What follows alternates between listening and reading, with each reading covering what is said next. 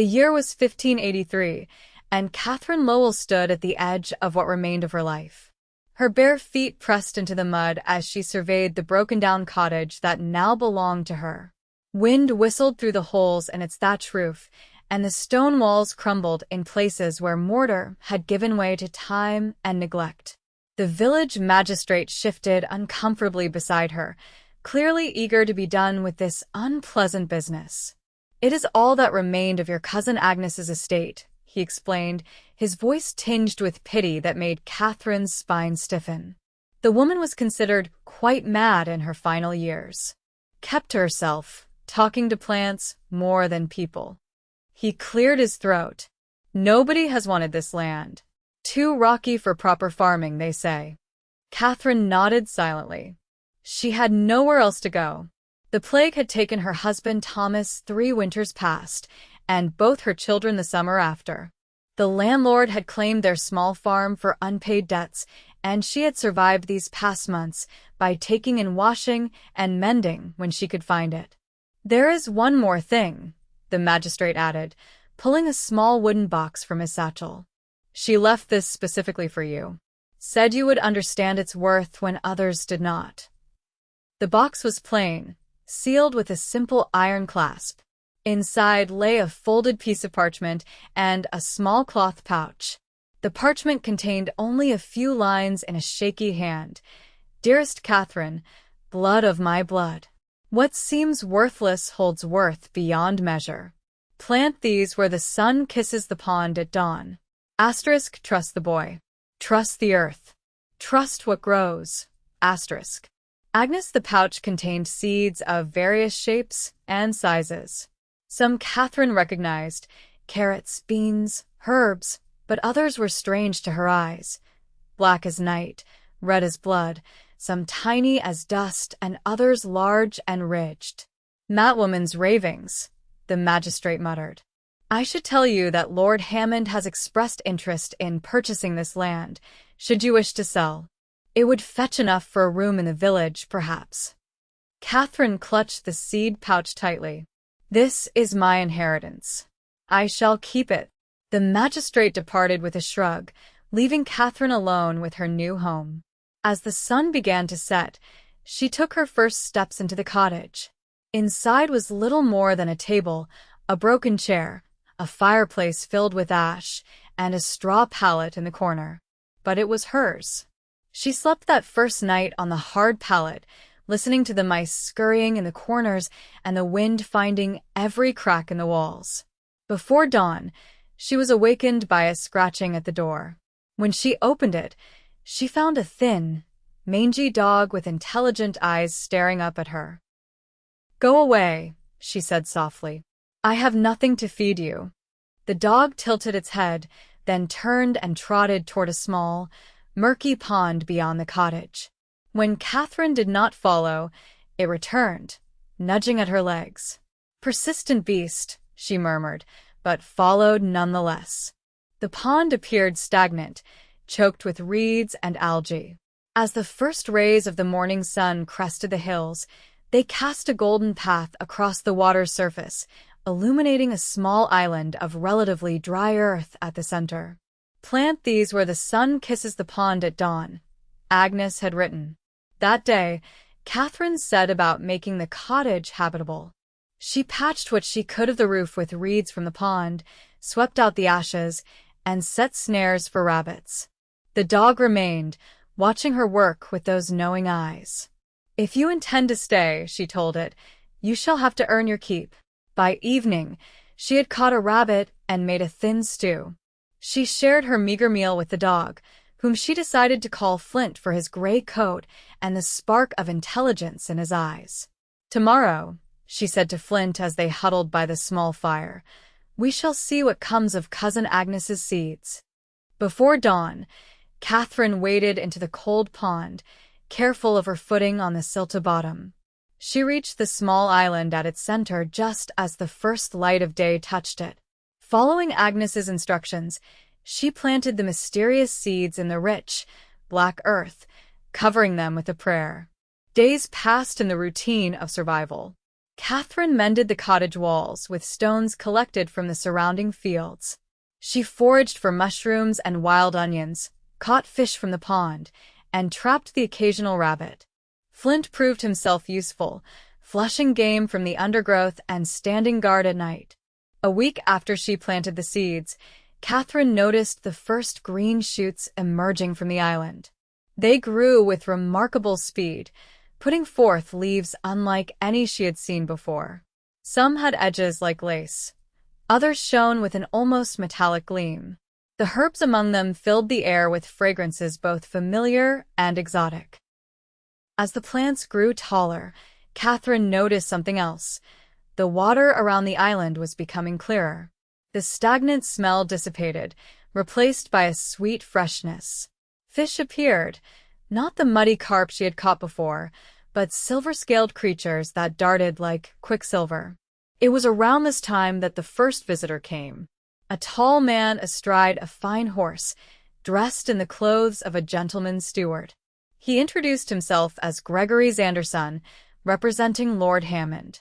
"My lady," he said, removing his hat with a flourish that struck Katharine as practiced. "I come on behalf of Lord Hammond with an offer for this property. He is prepared to be most generous." "This land is not for sale," Katharine replied, standing barefoot in her patched dress, aware of how she must appear to this well-dressed man. Gregory's smile tightened. "Perhaps you misunderstand. The Lord is offering 3 gold sovereigns, more than fair for such rustic accommodations." "I understand perfectly well, Master Xanderson. My answer remains the same." After he departed, promising to return with a better offer, Flint growled low in his throat, watching the man's retreating figure. "I do not trust him either," Katharine told the dog. That night, as she was preparing for bed, Flint began scratching at the hearthstones, whining insistently. "Stop that," Katharine scolded, but the dog continued. Sighing, she knelt beside him. In the firelight, she noticed that one of the stones was set differently from the others, with fresher mortar around its edges. Curiosity piqued, she used a kitchen knife to chip away at the mortar. The stone came loose, revealing a small cavity beneath. Inside lay a leather-bound journal, its pages yellowed with age. The handwriting matched that of the note Agnes had left her. Katharine read late into the night, piecing together her cousin's story. Agnes had been a healer and midwife, trusted by the common folk, but viewed with suspicion by the nobility. The journal told of her travels across Europe, learning from other healers, collecting seeds and knowledge. One passage made Katharine's breath catch. Lord Hammond's father brought me to attend the birth of his bastard child by a village girl. When complications arose, I could not save the mother, though the boy lived. The Lord refused to acknowledge him, offering me gold for my silence. I took the child instead, my dear Geoffrey, raising him as my own. The Lord agreed, thinking it a lesser burden than coin, but insisted I move to this remote cottage, away from gossip. Katharine's hands trembled. Geoffrey, Agnes's adopted son. What had become of him? The journal continued, describing how Agnes had raised the boy with love, teaching him about plants and healing. But when he reached his 16th year, a fever took him, leaving Agnes alone in her grief. The final entries were different, filled with esoteric descriptions of rare plants, their properties, and how Agnes had spent years cultivating them. She wrote of seeds from the Spice Islands, bulbs from the Ottoman Empire, and cuttings from royal gardens across Europe. These plants are my legacy, worth more than gold to those who understand. The pond preserves them, the water drawn from a spring with peculiar properties. I have arranged for Katharine to inherit this place when I am gone. She has the gentle hands needed for this garden. The next morning, Katharine looked at her island garden with new eyes. The plants were now knee-high, displaying unusual blossoms, some with petals that shimmered like opals, others with the deep blue of a midnight sky. Their scents filled the air, cinnamon, citrus, and others she could not name. A voice startled her from her contemplation. Quite remarkable growth for such poor soil. Katharine turned to find a boy of about 10 standing at the pond's edge. He was thin but not starved, with curious eyes and a shock of red hair. "Who are you?" she asked. "Gabriel Zanderson," he replied. "My father works for Lord Hammond." Katharine tensed. "Did your father send you to spy?" The boy shook his head. "He does not know I am here. I came because—" He hesitated. "Because I dreamed of this place. Of plants that glow in the dark and heal any sickness. Is it true what they say in the village? That your cousin was a witch?" Despite herself, Katharine smiled. Agnes was no witch. She was a healer who understood plants better than most understand their own children. Gabriel approached the water's edge, peering intently at the garden. "Some of these look like the drawings in the books at Lord Hammond's library. This 1 inch," he pointed to a plant with star-shaped flowers, "is from the Americas. They say it is worth its weight in silver." Katharine regarded the boy with new interest. "You can read?" Father insisted. "He says knowledge is power, though he does not approve of my interest in plants. He wants me to be a steward like him, or better yet, a lawyer." Over the following weeks, Gabriel visited often, helping Katharine tend the growing garden. Under his small fingers, plants seemed to thrive even more. He brought books secretly borrowed from Lord Hammond's library, helping identify the rarer specimens. As summer reached its height, the garden transformed into something extraordinary. Plants from every corner of the known world flourished on the island, creating a tapestry of colors, scents, and textures. Some of the blossoms glowed softly in the twilight, casting an ethereal light across the water. Word spread.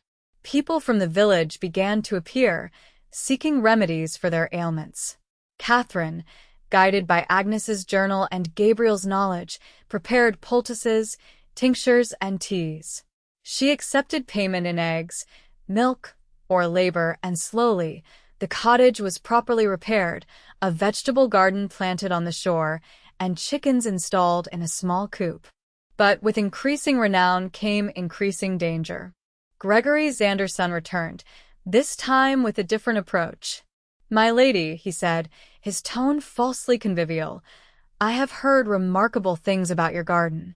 Lord Hammond is most intrigued and wishes to purchase, not the land, but the plants themselves for his conservatory.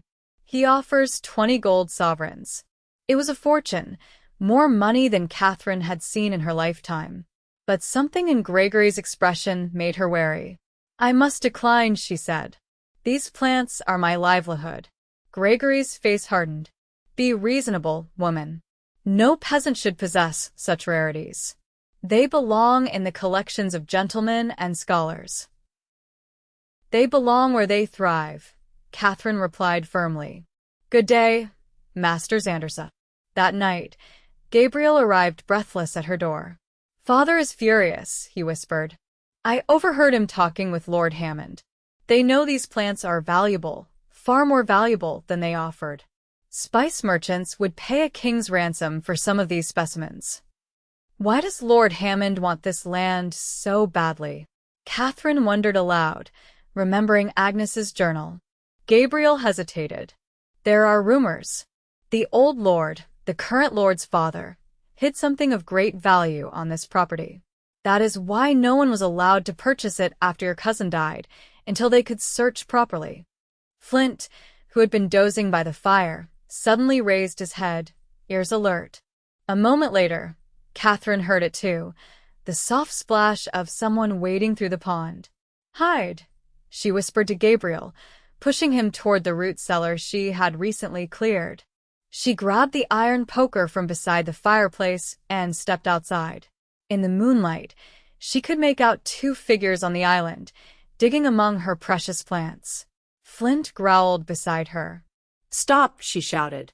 "Leave my garden." The figures looked up, and one raised what appeared to be a crossbow. Before he could aim, Flint launched himself into the pond, swimming furiously toward the island. The men panicked, one falling backward into the water. In the confusion, They dropped their tools and fled, splashing clumsily to the far shore and disappearing into the woods. The damage was done, however. Several plants had been uprooted, their precious roots exposed to the air. Katharine waded out immediately, Gabriel joining her despite her protests. Together, they worked by moonlight to replant what they could. "Look," Gabriel said suddenly, pointing to where the men had been digging. "There is something there." In the hole left by the uprooted plants was a small metal box, its lid embossed with the Hammond family crest. Gabriel pried it open with a stick, revealing a stack of documents and a smaller box containing a heavy gold ring set with emeralds. Katharine unfolded one of the documents, struggling to read the formal script in the dim light. "It is a marriage certificate," she said finally, "between Lord Richard Hammond and Agnes Lowell." Gabriel's eyes widened. "Your cousin was married to the old lord? And there is more." Katharine examined the other papers. A birth record for Geoffrey Lowell Hammond, and a will leaving a portion of the Hammond estate to him and his heirs. Understanding dawned slowly. Agnes had not adopted Geoffrey. He was her son, the legitimate heir to part of the Hammond fortune. The current lord had buried this truth along with his father, denying his half-brother his rightful inheritance. "This is why they want the land," Katharine whispered. "Not just for the valuable plants, but to destroy any evidence of Geoffrey's claim." The next morning brought new visitors. Lord Hammond himself, accompanied by the local magistrate and several armed men. Gregory Zanderson stood slightly behind them, his face tight with anger. When he saw Gabriel standing beside Katharine, his expression darkened further. "Mistress Lowell," Lord Hammond began without preamble, "you are accused of practicing witchcraft and stealing plants from my private gardens. The magistrate has issued an order for your arrest and the seizure of your property." Katharine stood her ground, though her heart raced. "I have stolen nothing, my lord. These plants were my cousin's legacy to me." "A madwoman's ravings are no legal claim," the magistrate interjected. "Lord Hammond has presented evidence that these rare specimens could only have come from his conservatory." "That is a lie," Gabriel said suddenly, stepping forward despite his father's hissed command to be silent. "These plants came from all over the world. Mistress Agnes collected them during her travels as a midwife." Lord Hammond's face flushed with anger. "Control your son, Zanderson, or I shall have him removed from my service along with you." Katharine placed a protective hand on Gabriel's shoulder. "Before you proceed with these false charges, my lord, perhaps you should examine what your men uncovered in their attempt to destroy my garden last night." She held out the metal box. The color drained from Lord Hammond's face as he recognized the family crest. "Where did you get this?" "It was buried beneath the garden, hidden, I presume, by your father or yourself. It contains proof that Agnes Lowell was legally wed to your father and that they had a son named Geoffrey, who was entitled to a portion of the Hammond estate." The magistrate looked between them, confusion evident on his face. "What is this about, my lord?" Lord Hammond snatched the box. "Fabrications and forgeries. This woman is more cunning than she appears." "The documents bear the seal of the church and the signatures of witnesses," Katharine countered. "Copies have already been sent to the King's Court in London." This last part was a bluff, but Lord Hammond could not know that. He hesitated, calculating his options. Gregory Zanderson stepped forward. "My lord, if I may suggest, an agreement might be reached that benefits all parties." Lord Hammond glared at him, but nodded curtly. "The boy," Gregory continued, indicating Gabriel. "He is my son, but not by blood." A murmur ran through the assembled men. Gabriel looked up at his father in shock. "Explain yourself," Lord Hammond demanded. "When I was a steward to your father, I was asked to take in a child, Geoffrey's son, born to a village girl who died in childbirth. The old lord insisted the boy be raised as my own, with no knowledge of his heritage." Gregory looked at Gabriel with an expression Katharine could not read. I have raised him accordingly, but he has always been drawn to this place, to plants and healing, his grandmother's legacy calling to him." Gabriel's eyes filled with tears. "You are not my father?" Gregory's face softened momentarily. "I raised you as my own boy, but by blood, you are a Hammond, the legitimate grandson of the old lord and the rightful heir to a portion of the estate that was denied your father." Lord Hammond's face contorted with rage. "This is absurd. There is no proof the boy is related to my family." "There is the ring in that box," Katharine said quietly. "The Hammond family signet, passed from father to son. I would wager it fits the boy's finger as it grows, blood calling to blood." The magistrate, sensing the gravity of the situation, took charge. "These are serious matters that must be settled before proper authorities. Until then, no arrests will be made, and this property remains in Mistress Lowell's possession." Lord Hammond had no choice but to withdraw, though the look he cast at Katharine promised this was not over. In the weeks that followed, Katharine's garden flourished beyond imagination. The plants, now identified by scholars who traveled from as far as Oxford to see them, included species previously unknown in England, some with remarkable medicinal properties. Merchants offered fortunes for seeds and cuttings, which Katharine provided selectively, ensuring the rarest specimens remained under her protection. Gabriel, coming to terms with his true heritage, split his time between the cottage and Gregory's house. The man, whatever his faults, had raised him well, and blood was not the only bond that made a family. The legal battle with Lord Hammond continued, but with the evidence from Agnes's journal and the documents found in the garden, the outcome seemed increasingly certain. Gabriel would be recognized as Geoffrey's son and granted his rightful inheritance, a substantial portion of the Hammond estate. One evening, as summer gave way to autumn, Katharine sat beside her pond, watching the sunset paint the water gold. The garden island was now a riot of color and scent, with plants from every corner of the earth thriving together in unlikely harmony. Gabriel joined her, carefully navigating the stepping stones Agnes had placed long ago, stones that had been hidden beneath the murky water until Katharine's care had cleared it. "The merchants from the Dutch East India Company came again today," he said, sitting beside her.